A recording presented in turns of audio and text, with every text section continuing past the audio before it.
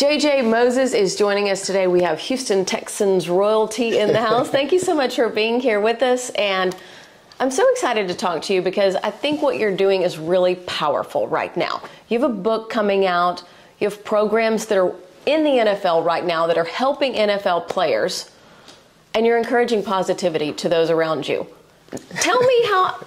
I want to start first, though, with how you got into the NFL, because it's an unlikely story. Yes. You know, I'm originally from a small town in Iowa.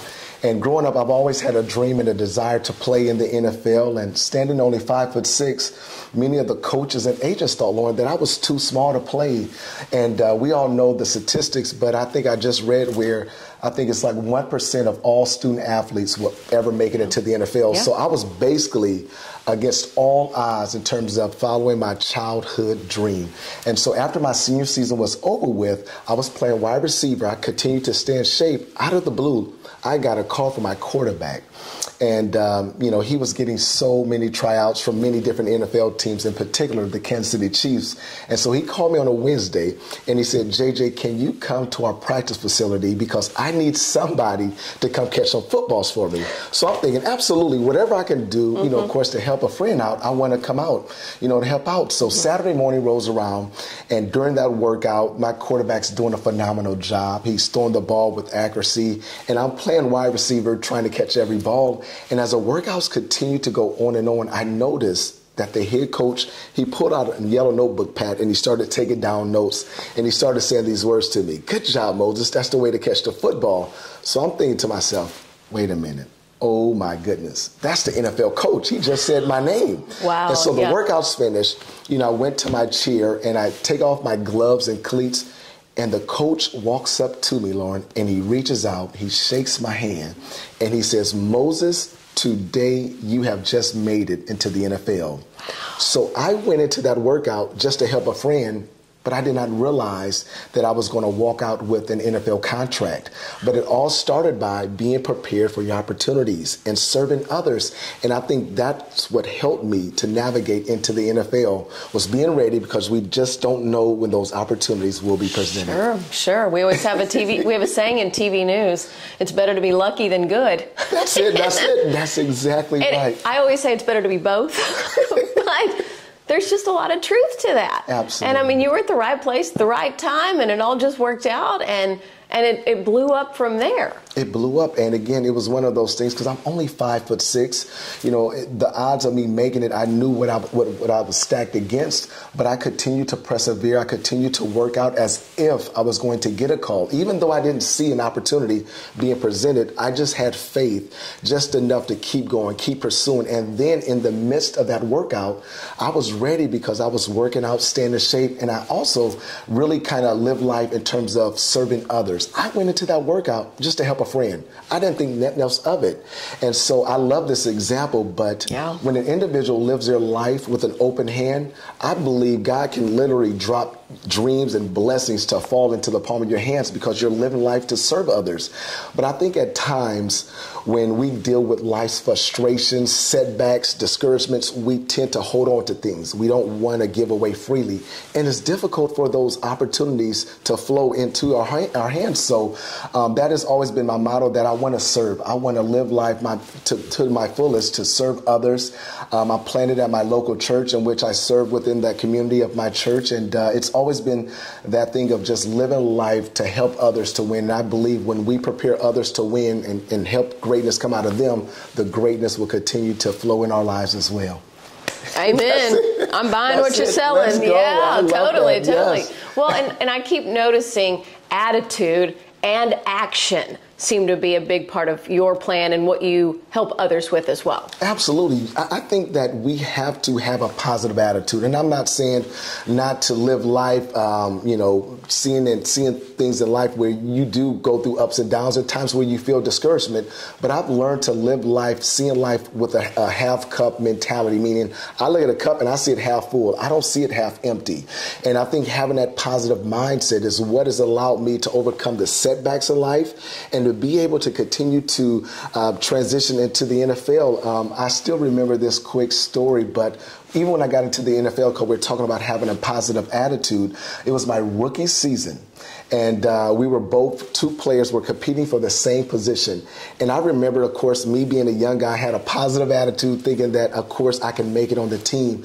And when I was talking to the guy that I was competing against, he had a different attitude, Lauren, and it was as if he was saying, man, even though we're rookies, we're both going to get released. This is not fair. Why are they not giving us enough reps? You know how we all can have those type of mindsets. You have a pity party. Man, yeah. I was brought up on the wrong side of the tracks, or I don't have the opportunities that she does, or my boss is not recognizing me. He went on and on about the different setbacks and challenges that we were both incurring. And so, again, with my positive mindset, I was like, even though we might get released, I know God is going to open up a door. Mm-hmm. Guess what happened? Eventually, we both got released. But the setback for him was he never got picked up by another NFL team, where I saw my career continue to flourish. I ended up getting picked up by the Green Bay Packers.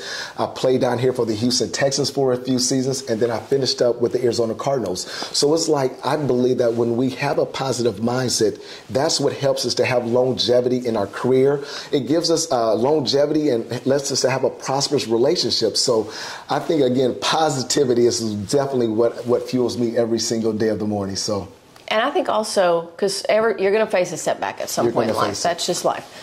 But I also think when you're going through that season, being hopeful and expectant and going, I don't know exactly how this is going to turn out or end, but I know I'm going to like it.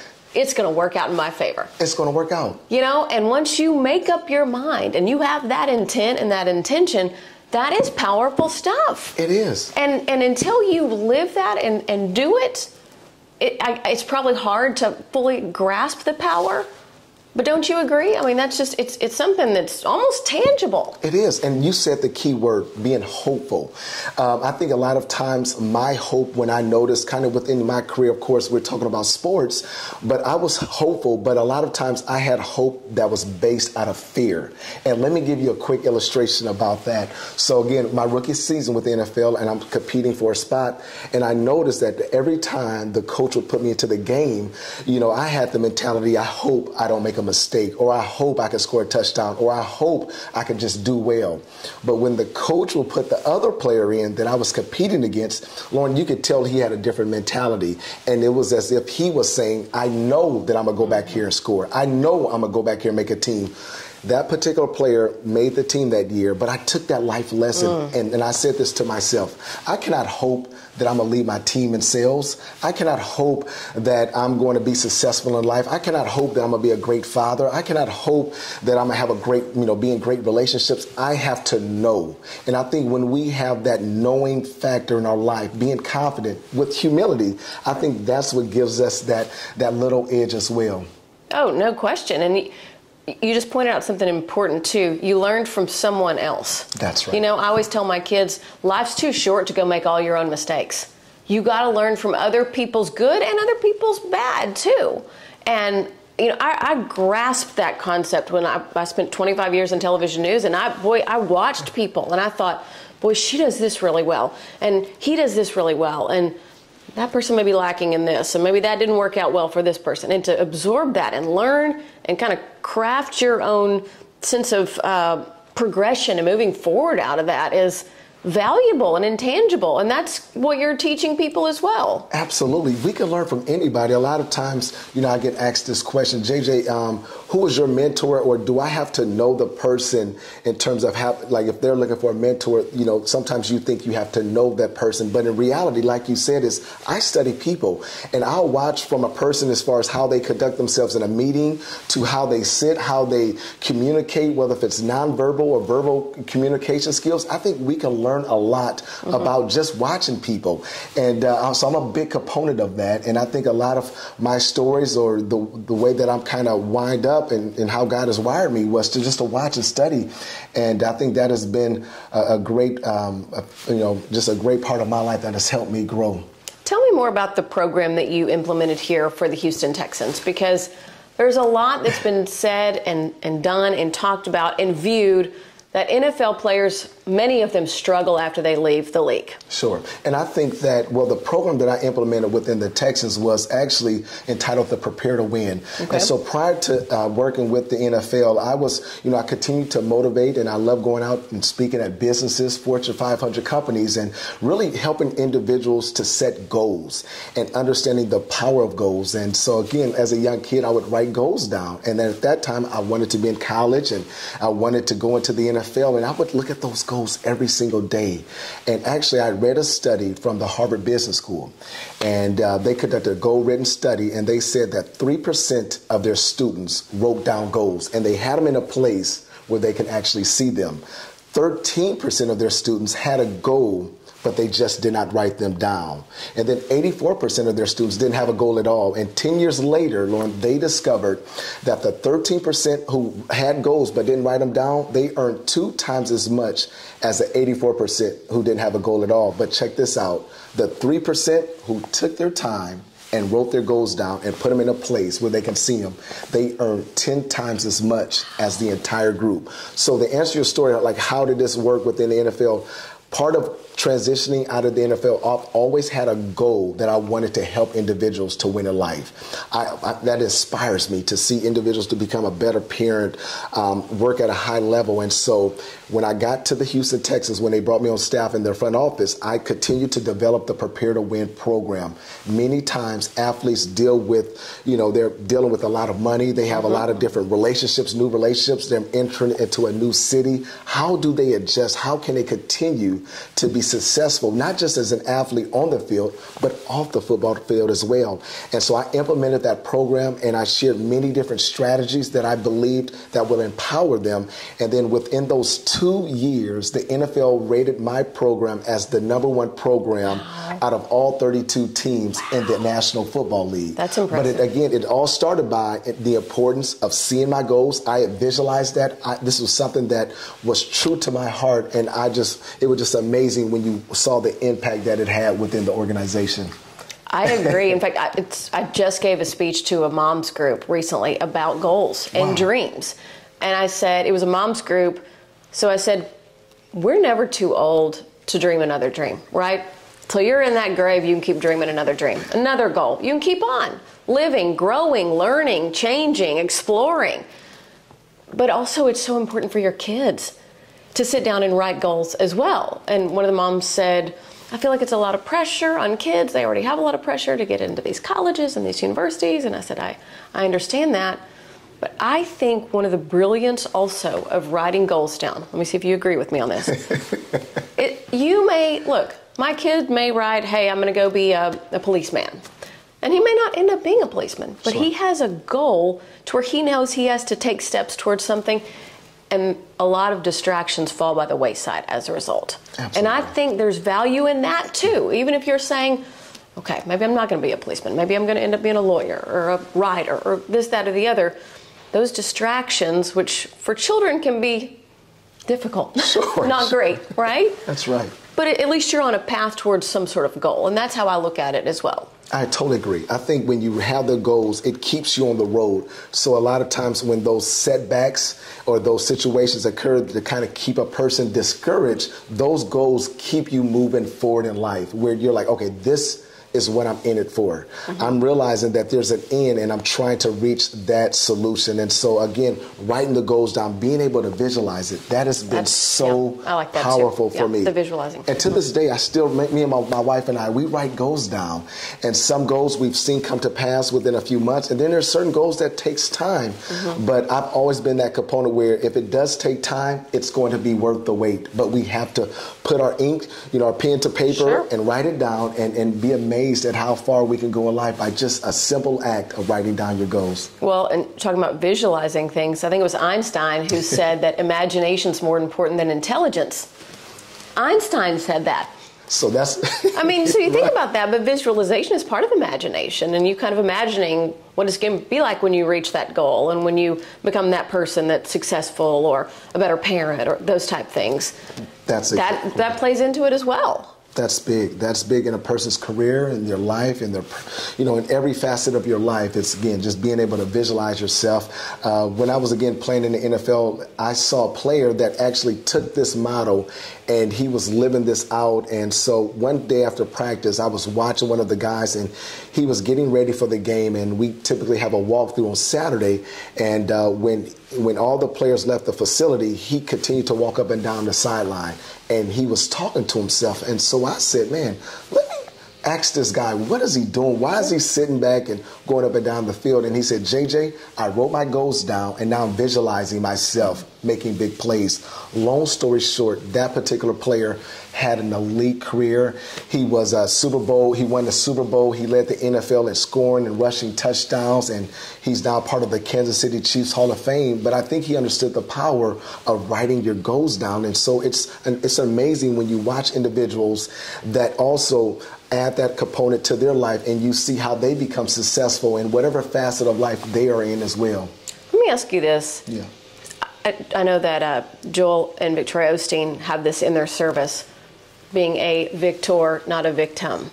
And I think there's also a lot of power in how you see yourself. Is that something that you work into your program as well? Absolutely. I think the way you see yourself, you have to first believe in yourself before anyone else does. And a lot of times we're waiting for a solution to work out, or we're waiting for, a situation to turn around in your life. But I first believe you have to see yourself successful. You have to see yourself, again, like leading your team in sales or whatever area you are in your life. And so I think, again, I've always had to have that mindset where no matter what I saw, no matter how many times a person told me I was too small to play it in the NFL, standing only 5'6", I did not see myself the way others saw me at times. And I think for me, what helped was surrounding myself with individuals that inspired me. Mm-hmm. A lot of times we think that, I see myself being successful, but there's no opportunities. I'm not receiving that promotion at work, or I'm not, things are not working out the way that I wanted to. But for me, I have learned to surround myself with, I call these people the fire lighters. These are individuals, Lauren, that every time they're around you, they're encouraging, they're upbeat, they're positive. They see the cup, again, half full and not half empty. They're the ones that tell you, hey, you're going to make it in life. You're going to be successful. You're an awesome mother. You're an awesome author, whatever the case might be.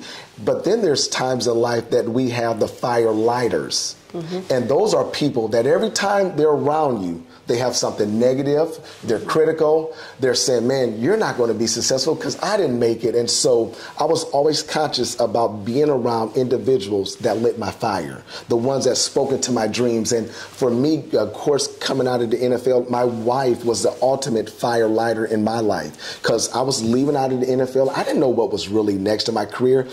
But she saw things inside of me that I didn't even see. And so it's having those type of people in your life that speak encouragement. And I think that's what enables us to continue to be successful. Yeah. And you are a natural firelighter, so you and your husband both. So absolutely. My husband's the most positive human being I have ever met in my life. And I'll be honest, it took me time to get to that point. I always say, and my husband's going to cringe probably at me telling this story, but I've had two most important first dates in my life. One, of course, with my husband. The other one was I went on a date with a guy that I had met out on a story when I was a reporter many years ago. And we got to the restaurant and he said, how's your day? And I said, oh, traffic was awful. I hated my story today. I'm a reporter. The weather's this, that, just complain. And he stopped and he just said, no one likes to be around people complain all the time like that. It's miserable. People are going to run from you. Wow. And I just sat there and I thought, oh my gosh, he is so right. What have I been doing? He didn't ask me out again, surprisingly, right? Thank goodness. But I'm so thankful that he said that. Like, that was kind of a risk. I could have, thrown a drink in his face or something, right? That's exactly right. But, I mean, to this day, obviously I still remember, and it's been 20 years. So I'm so thankful that someone took the time to point out a major flaw in me at the time. That's right. And I'm also thankful I was able to receive that. Yeah. Not everybody, you're not always at a position in your life to be able to receive things. But I was, and I took it to heart. And weeks and months went by, and I stewed on it, and it changed me. It changes. For the better. And so if there's people out there going, yeah, I'm a glass half empty kind of person, you don't have to stay that way. Right? That's I mean, right. you were born with like that gusto, it sounds like. And not everybody is, but you can come over to that way of thinking. Absolutely. And I think, again, everybody's personality is totally different. And sometimes it takes a little bit more for a person to, I don't want to say sound positive or be positive, but I think that it has to be a balance, so to speak, you know. And again, I had people that were able to also tell me the truth. They were holding me accountable. And so there were times where I did make a mistake. They would say, hey, JJ, you know, it's not always positive, but this is what areas you need to correct yourself in. And so I think ultimately it's about being around people that hold you accountable, that also give you the ability to make mistakes and own up to it, but also knowing that everybody's personality is different. And so again, it's being able to just look at the cup half full again, and being able just to put yourself on a path where you're saying, you know what, despite how difficult life may bring or whatever obstacles might occur, that I would choose to realize that it's only here for a season and that something good is on the horizon. Again, that's what has helped me in my career. You know, I came out from a small town, like I said, in Iowa. There were not a lot of NFL players that were, you know, coming out of the, you know, going into the NFL. But for me to kind of go within the motion of being in the NFL, that's how I believe God has wired me, and that's what's allowed me to kind of have the success that has helped me. And so, yeah. I want to talk about your book now, too. This is awesome. Yeah, because that's super exciting. It's coming out soon. I know you're getting ready. What can people expect to find in that? Well, the book is entitled Focus, the Prepare to Win Mindset. And it's really helping individuals, and it gives a person step by step of how, you know, to be a good parent, how to be successful in relationships, the importance of writing your goals down, and the importance of being prepared for your opportunities. And I believe that we all have more in common than what we don't have in common. And so this book is not just a football themed book, but this book is giving ideas and strategies and lessons that will help individuals to grow in life, to inspire you, and to help you to reach that full potential that's inside of you. And so, again, it's a 21 different steps that I share, Lauren. And again, it's an exciting book. Of course, I wrote it, so it's one of those things where, you know, it's something proven, and I've seen it change people's lives, whether if it was in the professional business, playing sports, or even if you're a company or you're working at a Fortune 500 company, or even if you're a stay-home parent and you're just, you know, dealing with life. I think it touches every space of life for people. And so it's an exciting read, and I'm excited that it's coming out shortly. And you said there's also a biblical perspective in this. You're a Christian, and you feel like that you brought forth that in this book as well. Absolutely. And I'm so grateful. Pastor Joel Osteen forwarded the book. And so it's one of those things where being, of course, a Christian is not just always talking about it, but it's living your life and just being, you know, letting that radiance of joy and hopefulness. People see that. We're in a world today where, again, there's so many setbacks in life, but when a person can see the glow on you, or they say, man, something's different about you, or you can, you know, easy to respond with criticism, but you choose to say, you know what, instead of just, you know, being angered about the situation, I'm going to continue to take the high road. And so I think a lot of my life lessons, it helps people to grow. And again, whatever religion that you're in, I think that it's ultimate knowing that we all understand this, but the way you treat others is the way, you know, others would treat you. And so it's a lot of just practical life lessons and wisdom that helps everyone grow in life.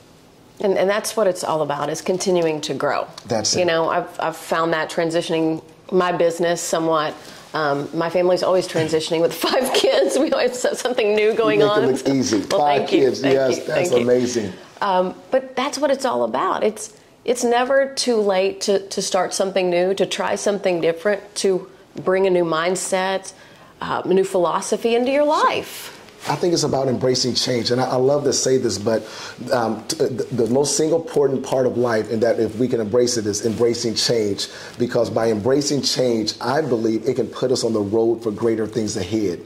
And so there's times in a person's life where they have a change, a relocation, a change within their job, a change within their family structure, that we tend to be reluctant or, say, no, I'm not ready for this change. But by embracing change, for me, I have noticed how it's put me on a road for amazing opportunities that were down the road. But so when I do feel a sense of change, I'm like, okay, there's something great about to happen. Something's brewing. Something's brewing. I can smell it. And so that's the season where we have to, as people, embrace those moments of change in your life, even though if it doesn't feel right. You know, it makes you feel like, oh man, I don't feel like going through this. Well, and it's okay. You know, you have a big change in your life and you feel the like butterflies in your stomach and you go, oh my gosh, I need to sit down. What's happening? And it's okay to feel that way and to sit down and get your bearings straight and go, you know what? I don't really know where this is going, but I'm going to have a good attitude through it. And I know something good's going to come out of it. Absolutely. But it's okay to have that knee-jerk reaction of feeling scared and identifying that, all right, I've got some fear surrounding this. You know, that's a human thing. Human thing. Like, it's so funny we're talking about embracing change. I had to deal with a personal situation that occurred to me at work about 3 years ago. Of course, I was working for an NFL team within the front office, and I did that role for many years, and I was so excited, and it was almost more like I was in my dream job. You know, my wife and I, we were expecting our third child. We were about to purchase our first new home, and so, again, we were just living life, and then out of the blue, I got a call from my boss at the time, and he brought me in on a Friday. And typically, if you get a call by your boss on a Friday and it's your day off, that's not a good sign. So I got a call, and he brought me into their office, and he said, JJ, we're having a change of direction, a change of leadership, and your services are no longer needed. Like you said, you talking about feeling butterflies in your stomach. I had just lost my job. My wife was expecting our third child. We were about to move into our brand new home. And here I am on that Friday losing my job. It felt like I had just been dropped in the middle of an ocean with no life jacket and I could not swim. There's somebody probably watching today that you're going through a change in your life. You're going through a change in terms of a relationship, a change within your career, and you're like, oh my goodness, what do I do next? But for me, I had to embrace that season of change.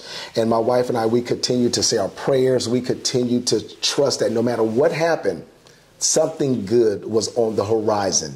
Within a few months later, I was called by the National Football League, and they offered me a position which I'm still involved with to this day. But again, it was dealing with that setback of losing my job, dealing with how am I going to provide for my family, that was ultimately leading me to another opportunity within my life. Yeah, I mean, it frequently happens that way, you know, and you think about the hymn, you know, I grew up in a very religious family, and the hymn, I Surrender All. And that's kind of what it's all about. It's just going, I don't know how this can go, but I know who's in charge here, and I'm going to surrender and let go. And there's value in that. There truly is. And it doesn't always feel good at the time. It doesn't. I surrender. I wish I could all sing to it. But Jesus, I surrender. Yeah. It's tough. It's tough. It's one of those things that doesn't feel well. But a lot of times that's life, where things are not going to always feel well. Or I don't need everything to be sparkly or a sunny day in order for me to have that, you know, positive mentality or that mindset to continue to move forward. And so despite what the day might bring, we just got to continue to move forward and believe that there's brighter days in front of us. Yeah, and I keep hearing you use the word season. And, you know, we use that a lot in Christianity because there are seasons of mourning, of troubles, but there's also seasons of hope and beauty and joy. And so when you can sort of compartmentalize it like that, like, all right, I'm in a season right now where I don't really know which way things are going to go with my career or my family or things like that. But just knowing that it's a season. It is. It's not permanent. It's not permanent.